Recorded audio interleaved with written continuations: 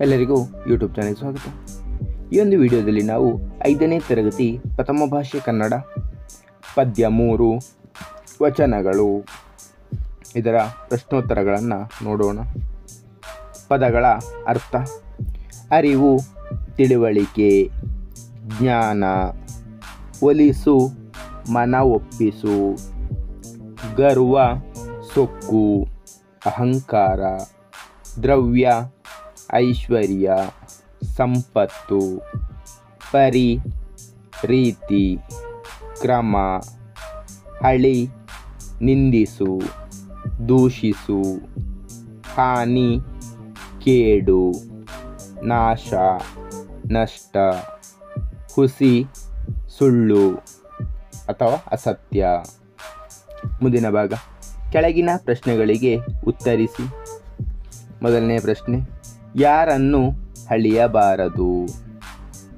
ಉತ್ತರ: ಯಾರನ್ನೇ ಆಗಲಿ ಅವರ ಸಮ್ಮುಖದಲ್ಲಿ ಎದುರೆದುರೇ ಹಳಿಯಬಾರದು.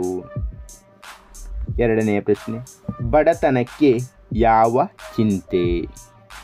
ಉತ್ತರ: ಬಡತನಕ್ಕೆ ಉಂಬುವ, ತಿನ್ನುವ ಚಿಂತೆ. ಮೂರನೇ ಪ್ರಶ್ನೆ: ಲೋಕದಲ್ಲಿ ಸ್ತುತಿ ನಿಂದೆಗಳು ಬಂದರೆ ಹೇಗಿರಬೇಕು? ಉತ್ತರ: ಲೋಕದಲ್ಲಿ ಸ್ತುತಿ ನಿಂದನೆಗಳು ಬಂದಾಗ ಮನಸ್ಸಿನಲ್ಲಿ ಕೋಪ ಮಾಡಿಕೊಳ್ಳದೆ ಸಮಾಧಾನಿಯಾಗಿರಬೇಕು. ನಾಲ್ಕನೇ ಪ್ರಶ್ನೆ: ಎಂತಹ ಭಕ್ತಿಯಿಂದ ದ್ರವ್ಯದ ಕೇಡಾಗುತ್ತದೆ? ಉತ್ತರ: ಗರ್ವದಿಂದ ಮಾಡುವ ಭಕ್ತಿಯಿಂದ ದ್ರವ್ಯದ ಕೇಡಾಗುತ್ತದೆ. ಐದನೇ ಪ್ರಶ್ನೆ: ಅಕ್ಕ ಮಹಾದೇವಿ ಅವರ ಅಂಕಿತ ಏನು? ಉತ್ತರ: ಅಕ್ಕ ಮಹಾದೇವಿಯವರ ಅಂಕಿತ ಚೆನ್ನಮಲ್ಲಿಕಾರ್ಜುನ. ಮುಂದಿನ ಭಾಗ: ಕೆಳಗಿನ ಪದ್ಯ ಭಾಗವನ್ನು ಪೂರ್ಣಗೊಳಿಸಿ ಕಂಠಪಾಠ ಮಾಡಿರಿ.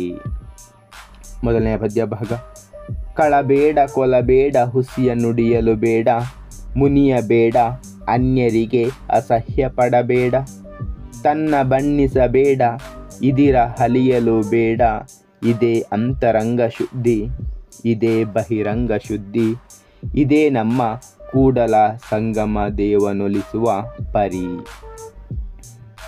ಎರಡನೆಯ ಪದ್ಯ ಭಾಗ: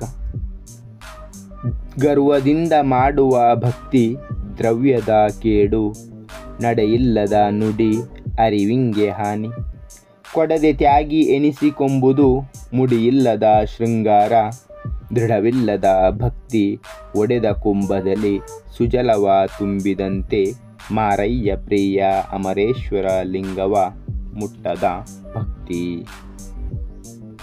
ಮುಂದಿನ ಭಾಗ: ಕೆಳಗಿನ ಪ್ರಶ್ನೆಗಳಿಗೆ ಉತ್ತರಿಸಿ. ಮೊದಲನೇ ಪ್ರಶ್ನೆ: ಸಂಧಿ ಎಂದರೇನು? ಒಂದು ಉದಾಹರಣೆ ಕೊಡಿ. ಉತ್ತರ: ಎರಡು ಅಕ್ಷರಗಳು ಕಾಲ ವಿಳಂಬವಿಲ್ಲದೆ ಪರಸ್ಪರ ಸೇರುವುದಕ್ಕೆ ಸಂಧಿ ಎನ್ನುವರು. ಉದಾಹರಣೆಗಳು: ಮಳೆ, ಕಾಲ, ಮಳೆಗಾಲ, ಕುಲ, ಅನ್ನು, ಕುಲವನ್ನು, ಮಾತು, ಅನ್ನು, ಮಾತನ್ನು. ಎರಡನೇ ಪ್ರಶ್ನೆ: ಸಂಧಿ ಕಾರ್ಯ ಎಂದರೇನು? ಉತ್ತರ: ಒಂದು ಅಕ್ಷರ ಹೋಗಿ ಅದರ ಸ್ಥಾನದಲ್ಲಿ ಬೇರೆಯೇ ಅಕ್ಷರ ಬರುವುದನ್ನು ಸಂಧಿ ಕಾರ್ಯ ಎನ್ನುವರು. ಮೂರನೇ ಪ್ರಶ್ನೆ: ತೆನೆ ಪ್ಲಸ್ ಅನ್ನು, ಇಲ್ಲಿ ಪೂರ್ವಪದ ಉತ್ತರ ಪದ ಯಾವುದು ತಿಳಿಸಿರಿ. ಇದರಲ್ಲಿ ನಡೆದ ಸಂಧಿ ಕಾರ್ಯವನ್ನು ಬರೆಯಿರಿ. ತೆನೆ ಪ್ಲಸ್ ಅನ್ನು, ಇದರಲ್ಲಿ ಪೂರ್ವಪದ ತೆನೆ, ಉತ್ತರ ಪದ ಅನ್ನು.